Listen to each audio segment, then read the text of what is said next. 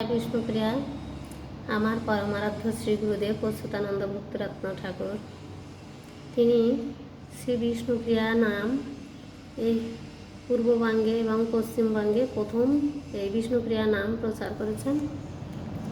তো গম্ভীরায় বিষ্ণুপ্রিয়া গ্রন্থে লিখিত রয়েছে যে একজন সুদক্ষ পণ্ডিত, তিনি পূর্ববঙ্গ থেকে প্রথম আমাদের এই পূর্ববঙ্গ থেকে বঙ্গদেশ থেকে প্রথম এই বিষ্ণুপ্রিয়া নাম প্রচার করবেন। তিনি অত্যন্ত সুদক্ষ পণ্ডিত, শাস্ত্রজ্ঞ এবং অলৌকিক তার মহিমা এমনই ব্যক্তি, তিনি প্রচার করবেন। তো সে অন্য আর কেউ নয়, আমার পরমারাধ্য শ্রী গুরুদেব অচ্যুতানন্দ ভক্তিরত্ন প্রভু, তিনি এই বিষ্ণুপ্রিয়া নাম প্রচার করেছেন। তো গম্ভীরায় বিষ্ণুপ্রিয়া গ্রন্থ থেকে একটা কীর্তন, তার আমি ব্যাখ্যাটা করছি।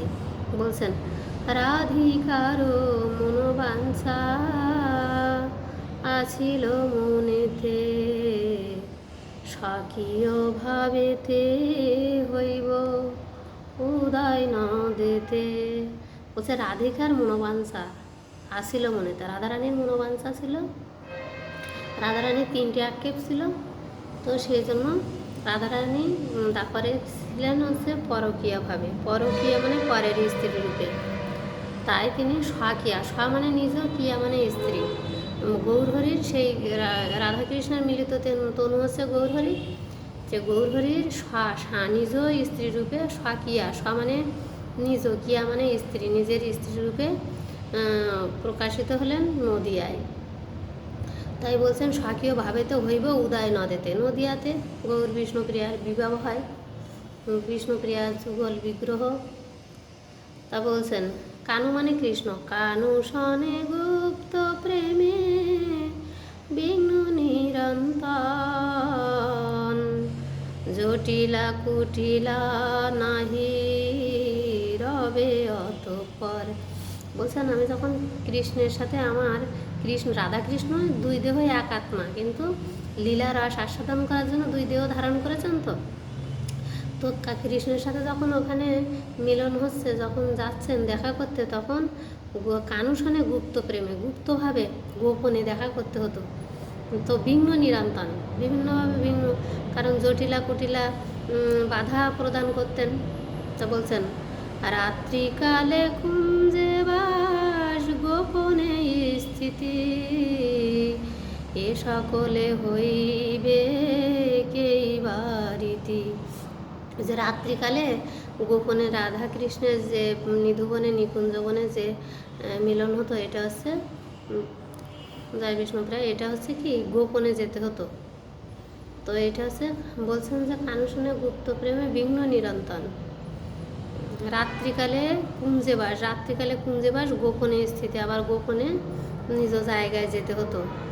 এ সকলের হইবে, সব কিছুর কী হবে, এবার ইতি হবে, শেষ হবে। সর্বলোকে জানিবে প্রাণকান্ত মোর, সর্বলোকে সবাই জানবে কে প্রাণকান্ত মোর, মানে বিষ্ণুপ্রিয়া, যে জয় সচিনন্দন জয় গৌরহরি, বিষ্ণুপ্রিয়ার প্রাণনাথ নদিয়া বিহারী কে, সে গৌরহরি, তার পরিচয় কি বিষ্ণুপ্রিয়ার প্রাণনাথ। তাই বলছে সর্বলোকে জানিবে প্রাণকান্ত মোর, আমার প্রাণকান্ত, বিষ্ণুপ্রিয়ার প্রাণকান্ত। রসরাজ নটবর শশী নন্দন গৌর, রসরাজ এবং নটবর।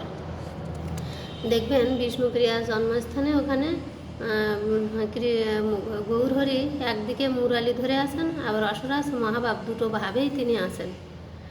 তাই বলছেন শ্বশুর শাশুড়ি আর আত্মীয় স্বজন, সকলে জানিবে গোরা মোর প্রাণধন। শ্বশুর শাশুড়ি আত্মীয় স্বজন সবাই জানবে গোরা আমার প্রাণধন।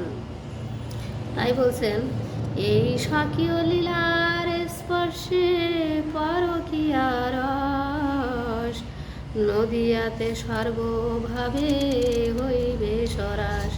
এই স্বকীয়া লীলার স্পর্শে গৌরহরি যখন সন্ন্যাস নিয়ে চলে গেলেন, তখন জগৎবাসী জানছে যে সন্ন্যাস নিয়ে চলে গেছেন, কিন্তু কৃষ্ণ যেমন বৃন্দাবন ছেড়ে কখনো কোনো দিন যায়নি, সেরকম গৌরহরি নদিয়া ছেড়ে কখনো কোথাও যায়নি। এটা হচ্ছে তার একটা লীলার একটা অংশ। এই সন্ন্যাসটা জগৎবাসীকে দেখাচ্ছেন, এটা তার একটা লীলা। তাই বলছেন যে স্বকীয় লীলার স্পর্শে পরকীয়া রস। নদিয়াতে সর্বভাবে সব ভাব হবে, কেন শান্তদক্ষ সূক্ষ্ম বাৎসল্য স্বকীয়া পরকীয়া সব কিছু রাসলীলা। তাই বলছেন যে নদিয়াতে সর্বভাবে হইবে সরাস। মানে তিনি অনন্ত কোটি ব্রহ্মাণ্ডের মালিক, সব কিছু করতে পারেন। তো এটা এই বিষ্ণুপ্রিয়ার তত্ত্বটা কিন্তু এই কীর্তনের মাধ্যমে আমরা জানতে পারছি। যে তো এই বিষ্ণুপ্রিয়া যে নাম, এটা জগৎবাসী একটু পরে জানতে পেরেছে। শাস্ত্রে এমনই লিপিবদ্ধ আছে যে বিষ্ণুপ্রিয়া নামটা পরে প্রকাশিত হবে। তো এটা অলরেডি আমাদের শ্রী গুরুদেব প্রকাশিত করেছেন। এখন এই জয় সচিনন্দন, জয় গৌরহরি, বিষ্ণুপ্রিয়ার প্রাণনাথ, নদিয়া বিহারী এই নাম সব জায়গায় প্রচার হচ্ছে। আমরা এটাই জপ করি।